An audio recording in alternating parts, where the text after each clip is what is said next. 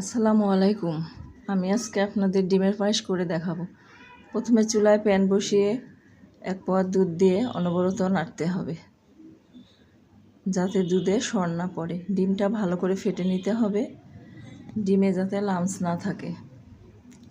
অনবরত দুধ নাড়তে নাড়তে পরিমাণ মতো চিনি দিতে হবে, এলাচের গুঁড়া দিতে হবে যাতে ডিমের গন্ধ না থাকে। ডিম নাড়তে নাড়তে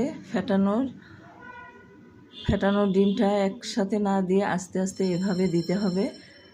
একসাথে দিলে জমাট বেঁধে যাবে, তাই একটু একটু করে দিয়ে অনবরত নাড়তে হবে যাতে ডিমটা জমাট বেঁধে না যায়। এভাবে নাড়তে নাড়তে ঘন হয়ে আসলে এভাবেই হয়ে যাবে আমার ডিমের পায়েস। তারপর সুন্দর করে পরিবেশন করবেন। আমার চ্যানেলটিতে